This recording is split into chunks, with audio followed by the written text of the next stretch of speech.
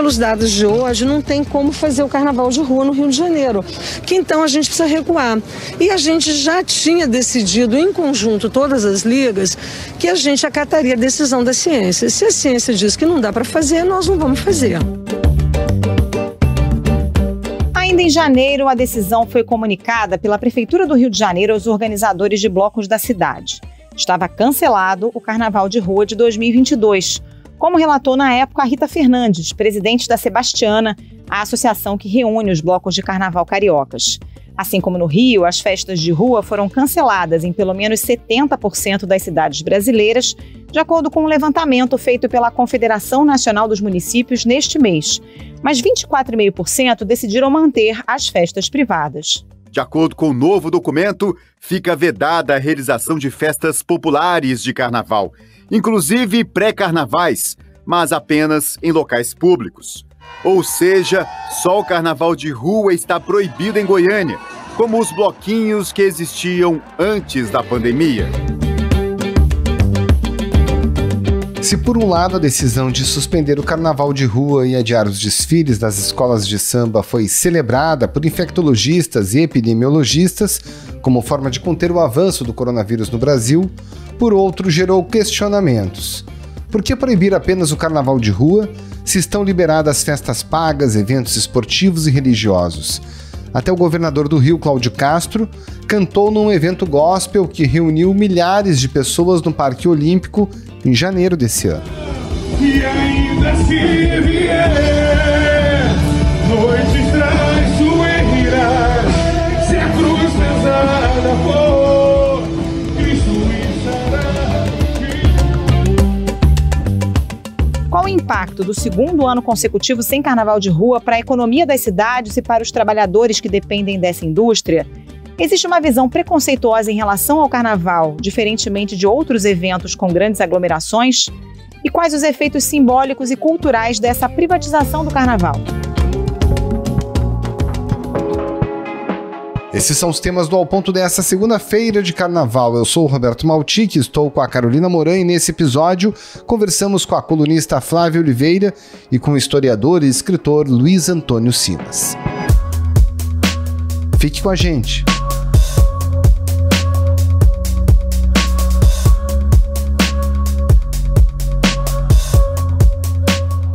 Flávia Oliveira, esse cancelamento do Carnaval de Rua do Rio, São Paulo, várias cidades e o adiamento dos desfiles das escolas de samba tem muitos aspectos que a gente pode analisar, mas eu queria começar pelo aspecto econômico.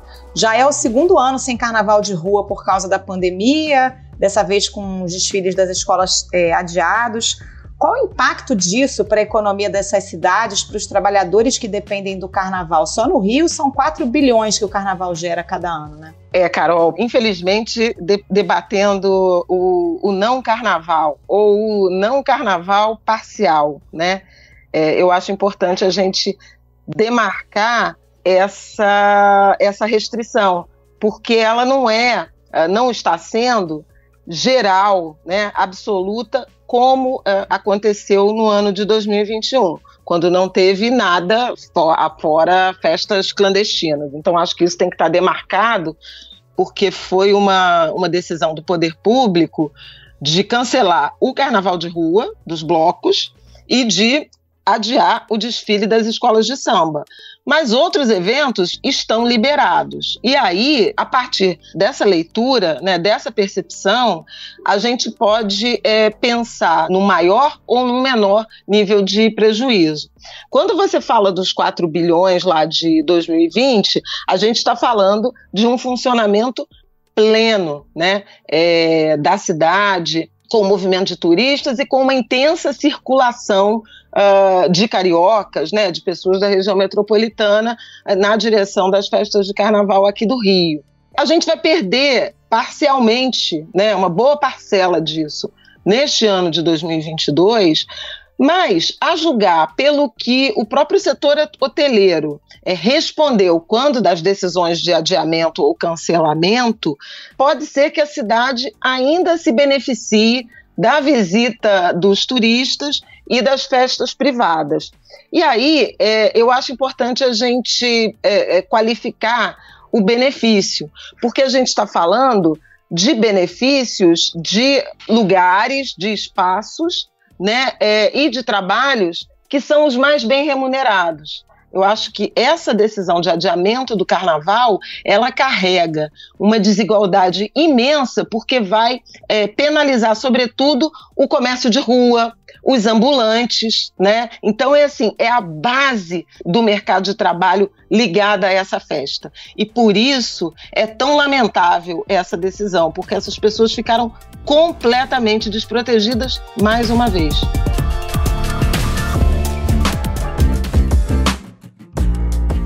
Pois é, Flávia, a decisão foi tomada por conta da pandemia e ainda dos riscos que chegam por causa da Ômicron, que ainda continua circulando por aqui.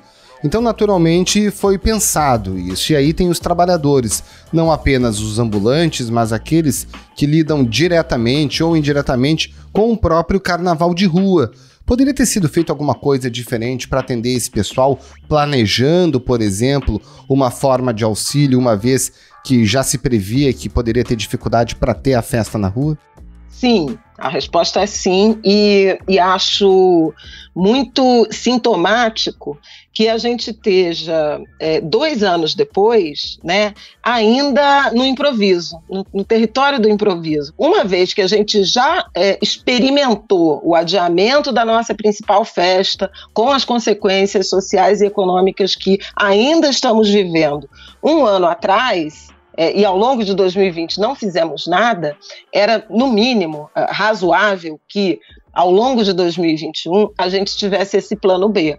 Então, sim, um plano B envolvendo, além dos ambulantes, que eu já citei, por conta desse efeito rua, sem dúvida alguma, a cadeia produtiva do carnaval, que é numerosa, que é muito relevante para a cidade do Rio de Janeiro. Mesmo o Carnaval dos Blocos. Você e Carol sabem que eu sou muito ligada, né, acompanho como foliã, como componente, como apaixonada às escolas de samba, mas também como uma jornalista, como uma analista do ponto de vista da relevância econômica. As escolas de samba, eu costumo dizer já há muito tempo, denunciar há muito tempo a desatenção do poder público em relação ao potencial que essas agremiações, né, que essas instituições representam, não só do ponto de vista da identidade cultural, da história, enfim, da contribuição cultural, mas também do ponto de vista econômico. Os 4 dias de carnaval devem movimentar 6,5 bilhões de reais. O valor é 21,5% maior que no ano passado, quando a festa estava suspensa em todo o país, mas quase 34% menor que em 2020. Seja naquela engrenagem da Cidade do Samba, né, que é uma fábrica de alegorias, fantasias e adereços que envolvem, né, uma linha de produção muito sofisticada e muito ampla e muito diversificada. Mas os blocos, também recentemente, um estudo de 2 pesquisadores da ESPM e da FGV, mostrou que 20 mil pessoas estão relacionadas, ou seja, postos de trabalho, formais ou informais, estão relacionados à cadeia produtiva dos blocos de carnaval, que, assim como as escolas de samba, também têm suas agendas ao longo do ano. Então, o que a gente tem? O setor de serviços, que é o grande empregador, né? E o que a gente faz? A gente despreza o potencial da nossa maior e melhor festa. Ô Flávia, no Réveillon a gente já tinha visto uma profusão de festas privadas, né? Até o Réveillon de Copacabana teve uma dificuldade de acesso da população. E agora no Carnaval a gente está vendo o mesmo fenômeno com a liberação das festas privadas e sem ter o Carnaval de rua. Na sua avaliação, você justifica essa liberação das festas privadas? Tem uma motivação econômica, né? O pessoal dos blocos dizendo que pelo menos assim conseguem manter algum tipo de agenda, mas ao mesmo tempo acaba elitizando o Carnaval, que é tradicionalmente uma festa popular e democrática, né? Carol, o Maltic já tinha falado da questão da restrição sanitária, e eu vou voltar rapidamente antes de te responder. Obviamente, eu não questiono, sob nenhuma hipótese, recomendações da ciência em relação ao enfrentamento à pandemia. Agora, causa espanto que essa restrição seja seletiva e alcance uma parcela, uma fatia, né? E a fatia, justamente, que caracteriza a cidade do Rio de Janeiro, o que há de melhor, né? O que há de mais original e o que há de mais tradicional no Rio de Janeiro, que são as escolas de samba e os blocos de carnaval de rua. E repara, nem todos eles são os megablocos de 1 milhão de foliões, né? Essa pesquisa que eu já mencionei, dos dois economistas, eles descobriram o seguinte, que de 366, eu acho que o número é esse, blocos, né, identificados no Rio de Janeiro, 249 são pequenos blocos que reúnem em bairros até 3.000 foliões. Ora, nós temos visto, né, vários eventos culturais autorizados, aglomerados intensamente, com muito mais gente que isso, né? Daí vem essa minha percepção, e agora eu acho que é crescente na cidade, de que estamos juntamente, ou sob o pretexto de um cuidado sanitário, escolhendo um modelo de cidade que não é um modelo de cidade que marcou, que caracteriza o Rio de Janeiro historicamente.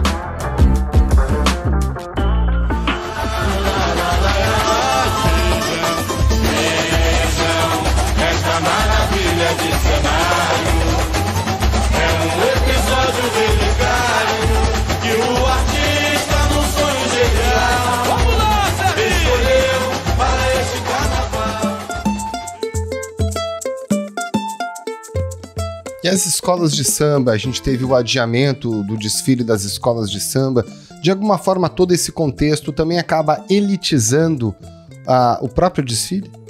Olha, aí, Maltic, esse processo, né, em alguma medida de privatização, né, da festa das escolas de samba, do embranquecimento, que é outra referência que volta e meia aparece, ele já é debatido há mais tempo, né? Eu acho que nesse momento a gente está intensificando esse debate por conta do escárnio que foi esse ano, supostamente, sob argumentos sanitários, que valem para um, mas não valem para outros.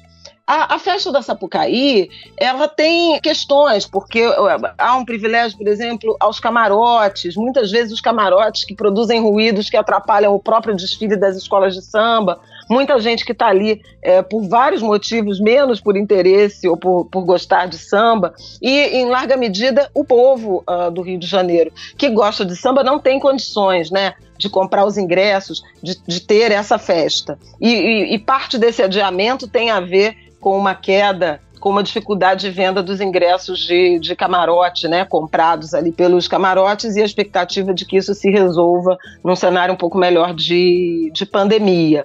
Agora, por outro lado, a gente também precisa pensar que até nos últimos anos, porque as escolas de samba perderam muito de apoio de patrocínio privado, houve uma reaproximação com seus territórios e com a sua população. Já não é de hoje, por exemplo, que tem uma espécie de reserva, né, de vagas de fantasias para a comunidade, que implica em ensaios, presença nos ensaios, né, nos ensaios de quadra, nos ensaios de rua. Parte dessa mágoa em relação à expulsão do povo, ela foi solucionada ou foi reduzida com os ensaios técnicos, que também desapareceram, né?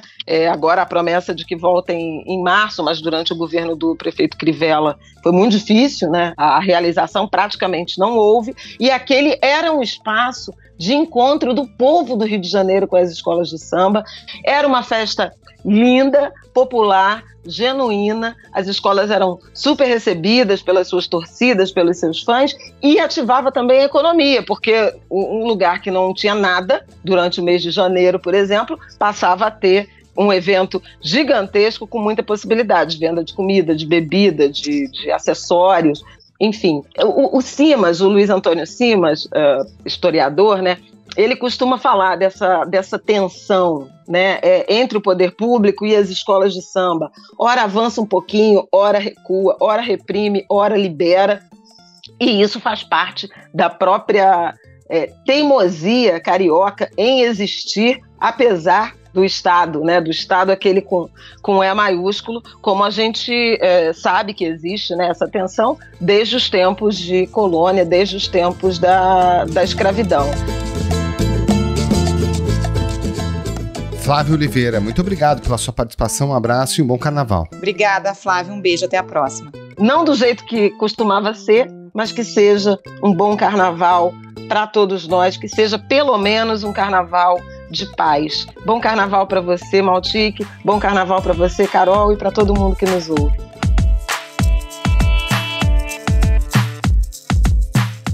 Luiz Antônio Simas, o carnaval de rua foi proibido em praticamente todo o Brasil, né? Mas a gente vê todo tipo de evento, inclusive de vários gêneros musicais, sendo realizados. Na sua avaliação, isso retrata uma visão preconceituosa de fato em relação ao carnaval por ser uma festa popular ou não é por aí?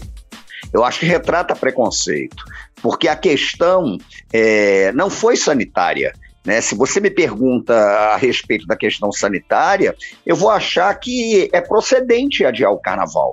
Né? Eu acho que realmente a gente tem uma questão aí que é ligada à saúde pública, mas o problema é que não foi isso, porque o carnaval popular ele acabou sendo inviabilizado, enquanto um carnaval privatizado, o carnaval de mega shows, né? O carnaval em que você paga para entrar e tem lounge, e tem direito à bebida e etc., esse vai continuar, ele está rolando aí. Então fica uma evidência muito explícita que a questão voltou-se contra um carnaval popular.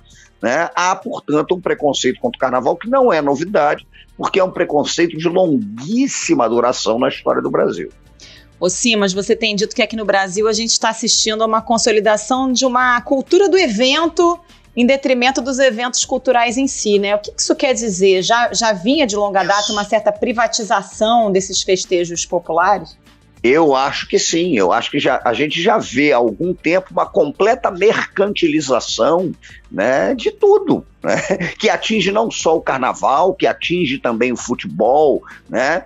Então eu costumo dizer que isso é simplesmente você pegar um evento poderoso da cultura e submetê-lo à lógica da cultura do evento, né? E a cultura do evento, ela fundamentalmente pensa na circulação de capital, ela pensa no evento como uma mercadoria, né? Ela pensa o evento como algo que não tem uma organicidade.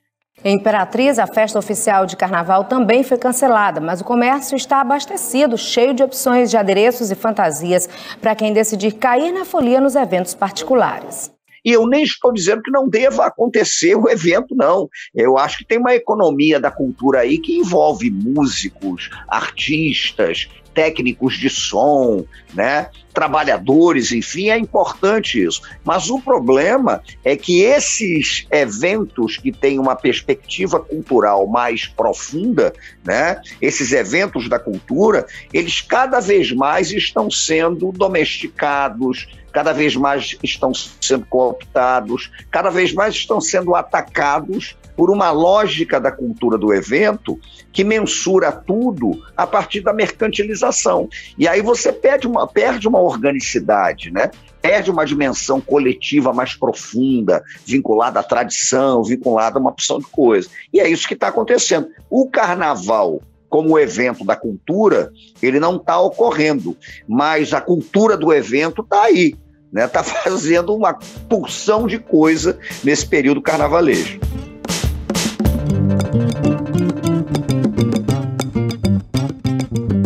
A professora Flávia Oliveira falou com a gente agora há pouco bastante sobre toda a cadeia econômica do carnaval que acaba sendo afetada de fato, né, pelo cancelamento dos espetáculos e tudo mais. Agora tem um outro aspecto super importante que é o impacto cultural, o impacto simbólico de 2 anos sem carnaval de rua aqui no país. Agora, obviamente, sem desconsiderar as questões sanitárias, qual é o impacto, o prejuízo causado nos aspectos culturais?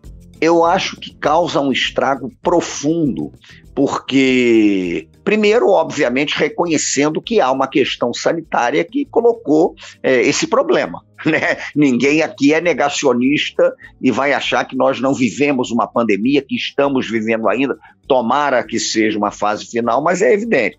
Agora, a grande questão que envolve esse campo do simbólico é entender que o carnaval no Brasil, ele foi um elemento poderoso de construção de sentido de coletividade. Isso é fundamental. Então tem uma dimensão mesmo coletiva, de prática da cidade, de prática do bairro, de prática da comunidade, de prática da rua. Essa dimensão coletiva, ela tem um impacto simbólico que é enorme. Você imagine só o que seria, por exemplo, do Morro da Mangueira sem a Estação 1ª de Mangueira. O que seria de Oswaldo Cruz, o bairro suburbano do Rio de Janeiro, sem a Portela? Né? O que seria de Ramos sem o cacique de Ramos? Então tem uma dimensão simbólica que é fundamental e que é ligada à reconstrução do sentido coletivo da vida pela festa. A festa tem esse impacto, a festa tem esse simbolismo, né? É crucial. Então as pessoas às vezes veem a festa como alienação ou como algo que é superficial, é gratuito. Não é isso. É uma maneira de você construir sentido coletivo de vida. Isso é crucial. E num mundo cada vez mais individualista, em que tudo é mercantilizado, em que nós somos tragados por uma certa disciplina do trabalho, né? Isso é imensurável. Então essa dimensão do carnaval como grande rito coletivo, ela é talvez a mais impactante da história da cultura brasileira. Bom, a gente fica sempre na expectativa de que no próximo ano vamos ter carnaval de rua, né? 2021 não teve como, 2022 também não estamos tendo carnaval de rua.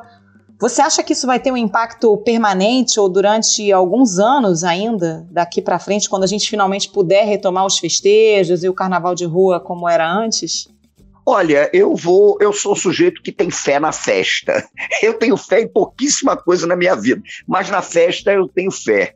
Por que eu estou te dizendo isso? Porque o carnaval, esse carnaval mais popular, ele esteve sob ataque sempre na história do Brasil. Então você vai estudar lá o século XVIII, você vai ver que tem estruturas de repressão querendo abafar a festa. Você vai estudar os intrudos do século XIX, você vai ver que tem perseguição efetiva, né?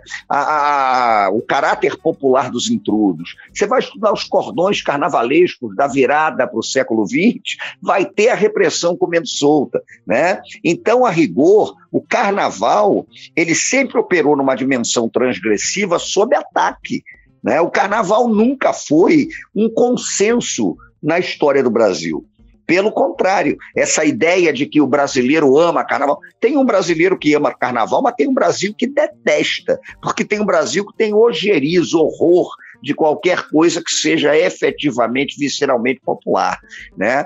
Mas o carnaval, mesmo atacado, está aí, né? O carnaval não sobreviveu com essa intensidade porque não foi atacado, sobreviveu apesar dos ataques. Então, eu acho que é difícil, eu acho que é complicado, mas acho que o carnaval tem força para se reestruturar. Mas uma coisa eu digo, né? Se você quer entender como é que funciona uma cidade, veja o que está acontecendo no carnaval, né? Quanto menos popular o carnaval não é só o carnaval, não. É a cidade, que é cada vez mais gentrificada, que é uma cidade cada vez pensada menos na dimensão do povo, né? Então, o carnaval é um sintoma poderoso do que a gente quer. Eu acredito no carnaval. Vamos ver como é que o carnaval sai dessa. Vamos ver. Luiz Antônio Simas, muito obrigada pela participação, bom trabalho para você e bom carnaval na medida do possível. Eu agradeço e é isso mesmo, né? Bom carnaval para todo mundo e a gente vai à forra, a gente ainda vai à forra. Muito obrigado aí, gente. Muito obrigado, Simas, um grande abraço.